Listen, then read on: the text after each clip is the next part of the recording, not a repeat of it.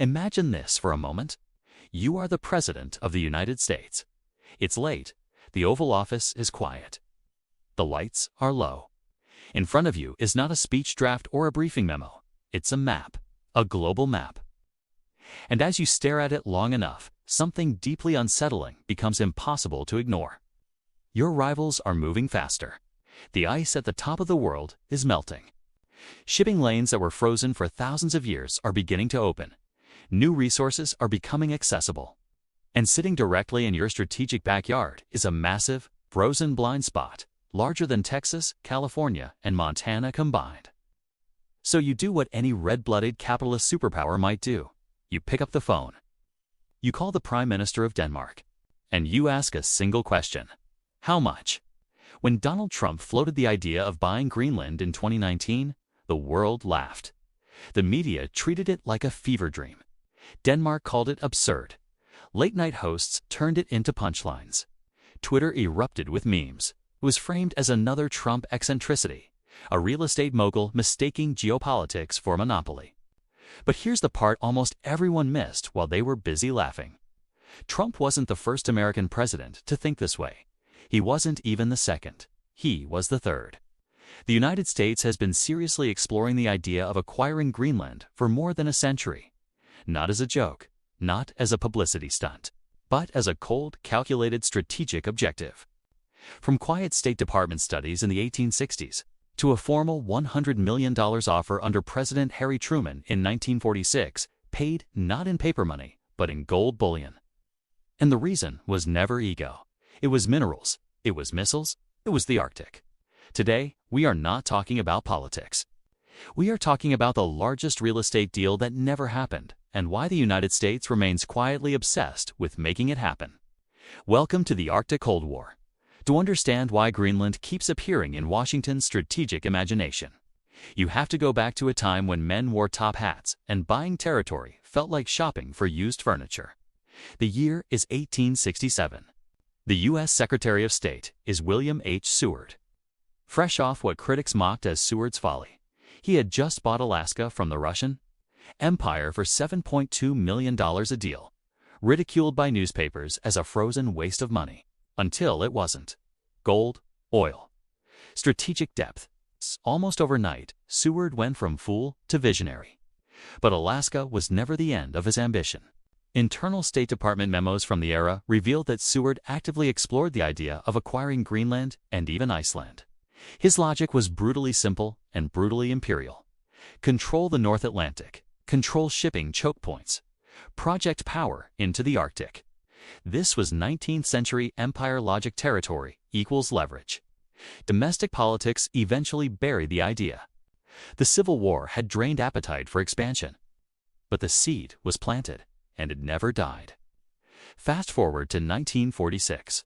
World War II is over. Europe is shattered, and a new enemy is emerging from the east. The Soviet Union is no longer an ally. It's a rival with bombers, rockets, and nuclear ambitions. President Harry Truman understands something crucial. The next war will not be fought in trenches. It will be fought in the sky. Long-range bombers flying over the Arctic, taking the shortest path between continents. The polar route. In this new world, geography becomes destiny. So Truman made a move that sounds shocking even today. He formally offered $100 million in gold to Denmark for Greenland. Not bonds, not IOUs, not promises. Gold. The U.S. Joint Chiefs of Staff described Greenland as indispensable to the security of the United States. If hostile bombers crossed the Arctic, Greenland would be the interception point. Without it, American cities would be dangerously exposed. Denmark said no. Politely, firmly, but the United States didn't walk away. It simply changed tactics. They couldn't buy the house. They would rent the guest room forever. In 1951, a defense agreement granted the U.S. permanent military access to Greenland, a strategic foothold that still exists today. So when headlines exploded in 2019, the defense establishment wasn't laughing. They were nodding. And here's a historical detail most people forget. Denmark has sold territory to the United States before. In 1917, America bought the Danish West Indies for $25 million in gold. today known as the U.S. Virgin Islands. So the precedent isn't theoretical, it's historical. Greenland wasn't a joke.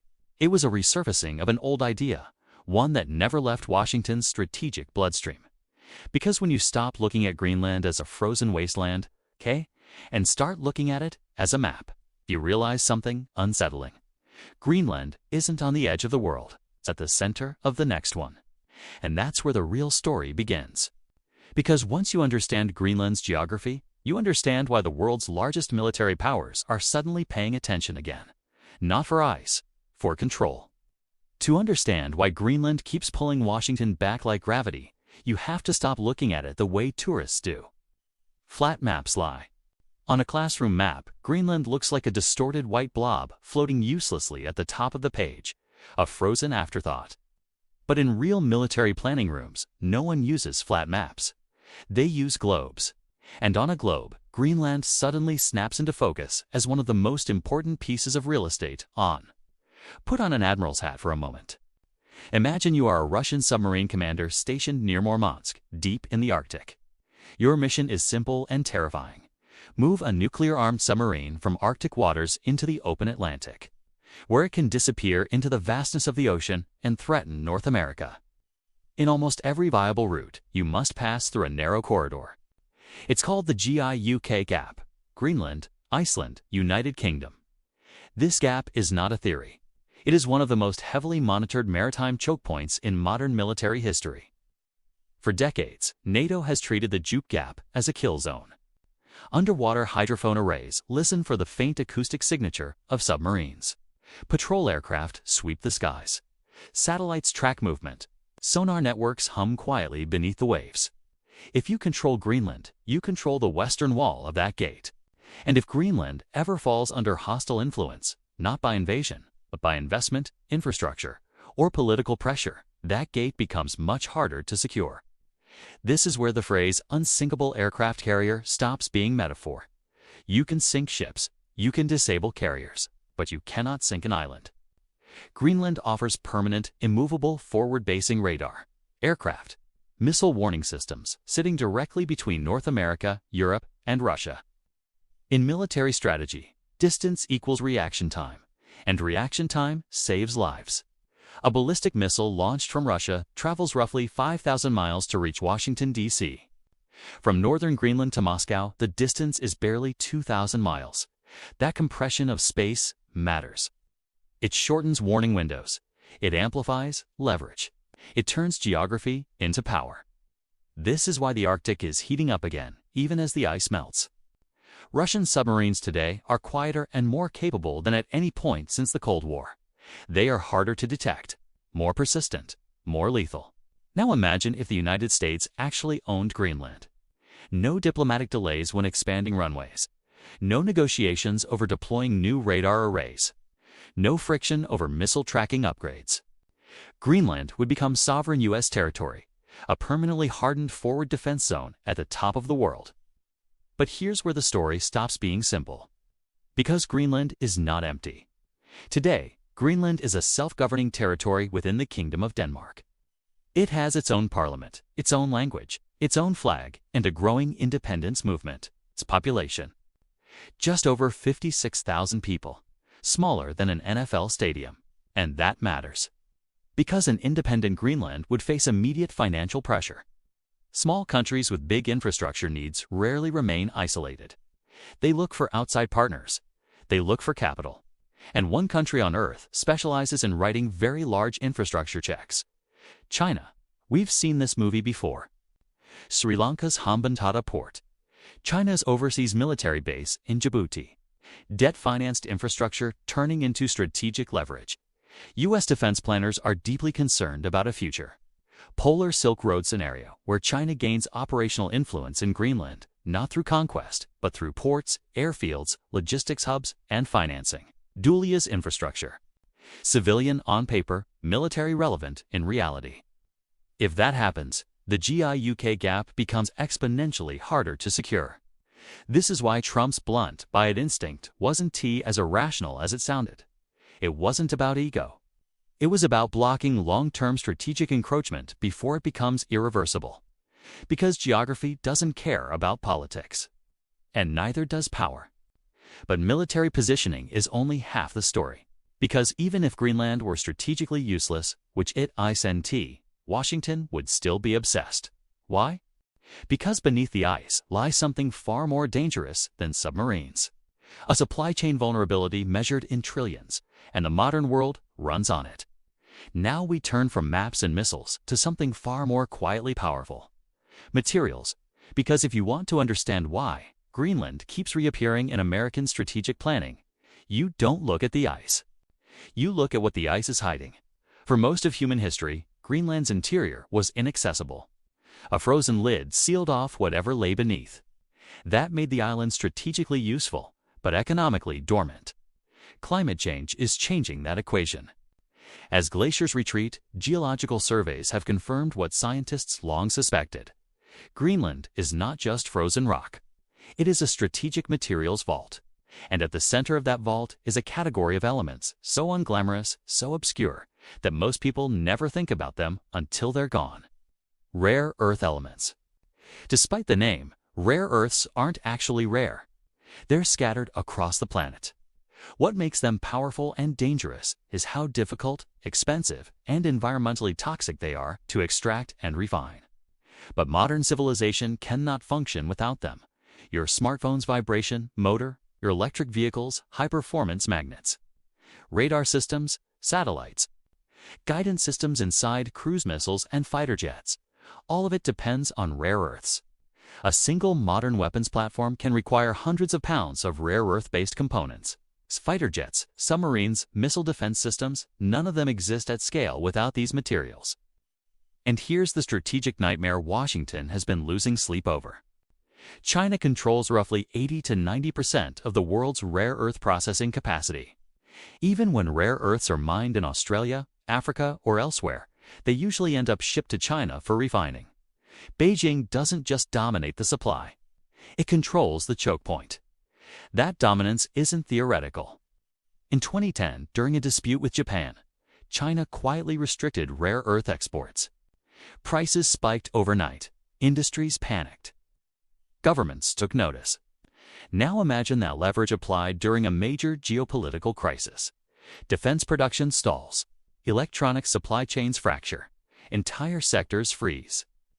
This is not a hypothetical vulnerability. It's a known one. And Greenland represents one of the few realistic paths to diversifying that risk. In southern Greenland lies the Kvanefjeld deposit, one of the largest undeveloped rare earth sites outside China. Geological estimates suggest it contains well over 1 million metric tons of rare earth oxides, including critical elements like neodymium and dysprosium. In other words, the raw ingredients of the 21st century economy. On paper, this should have been an American or Allied project from day one. It wasn't. While politicians mocked the idea of buying Greenland, a Chinese company quietly acquired a major ownership stake in the firm controlling development rights at Kvanefjeld. Let that sink in. While Washington was laughing, Beijing was buying. This is why the Greenland question is not about territory in the traditional sense.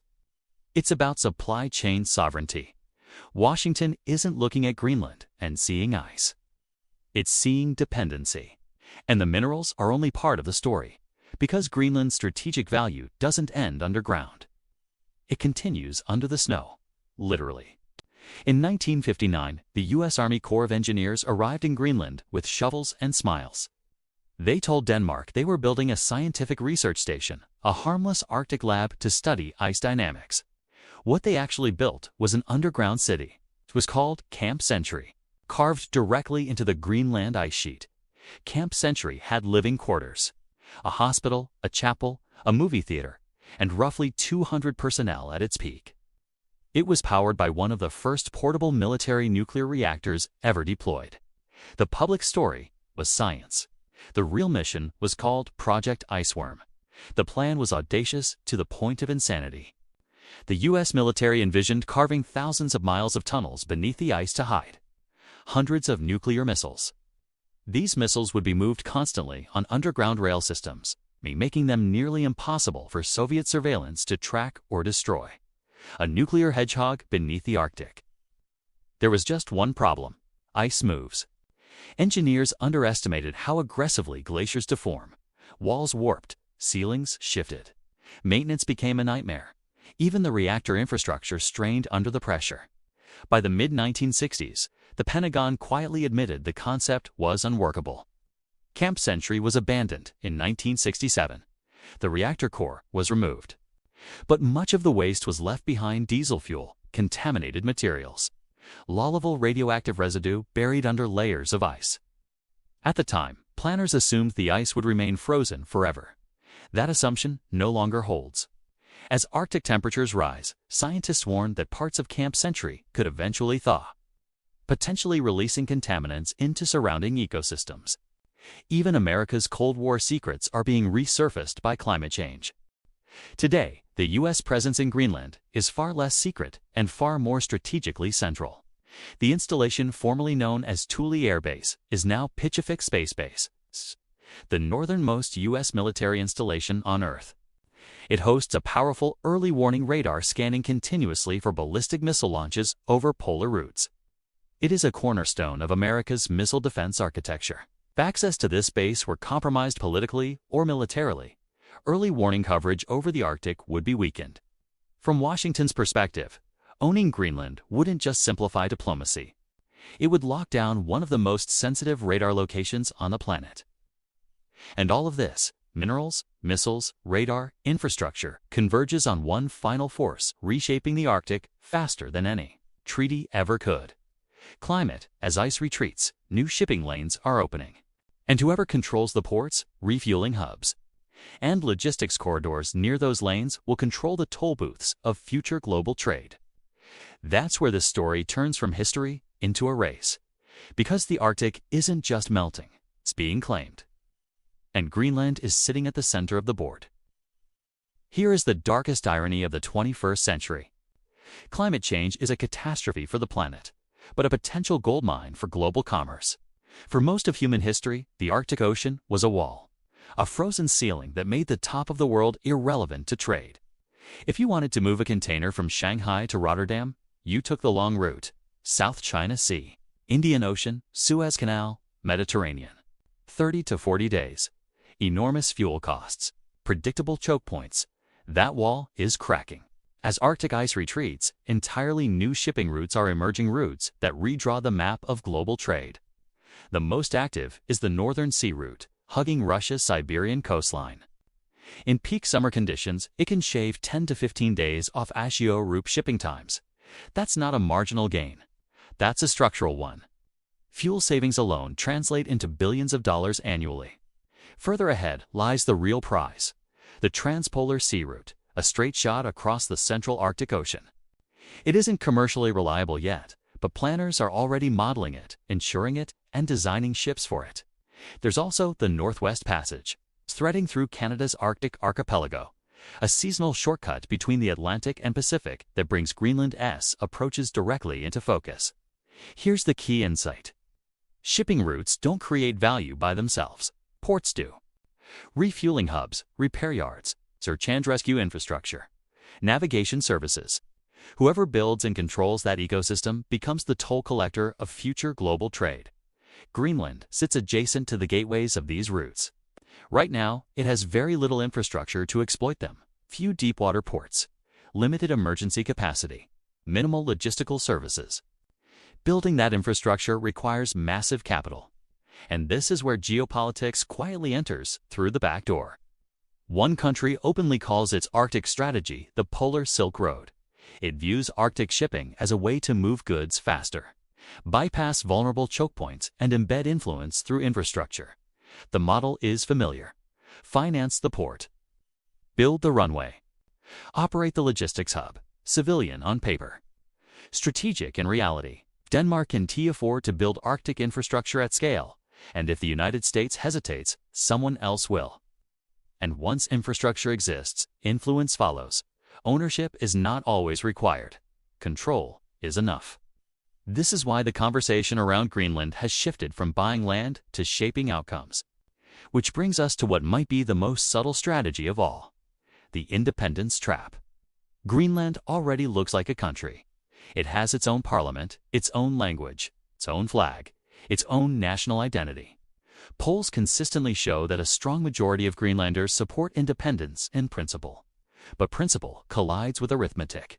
Every year, Denmark sends Greenland a block grant worth roughly $600 million USD. That single transfer covers more than half of Greenland's public budget and around a fifth of its GDP. Hospitals, schools, infrastructure, energy systems. Without it, the economy contracts immediately. Independence without replacement funding means austerity, fast. So here's the brutal reality. Greenland cannot currently afford to be fully independent unless someone replaces Denmark's money. This is where strategy replaces spectacle. Instead of asking, "Can we buy Greenland?" the smarter question becomes, who finances Greenland's future? If Greenland eventually votes for independence, Denmark's subsidy would fade. A new government would urgently need replacement funding to stabilize the economy and avoid social collapse. And whoever steps in first, with financing, investment, and security guarantees, becomes Greenland's most important partner. This is how you buy a country without buying it. If the United States were to say, "Congratulations on your independence. We'll help replace the subsidy. We'll invest in infrastructure. We'll guarantee security," in exchange for expanded military access and preferential investment rights, Washington would gain enormous leverage for a relatively modest annual cost. This isn't theory. The groundwork is already visible. The U.S. reopened a consulate in GIUK for the first time in decades. Civilian aid packages followed, small by American standards, but symbolically massive in Greenland. It's the geopolitical equivalent of quietly saying, "You don't need your old partner anymore.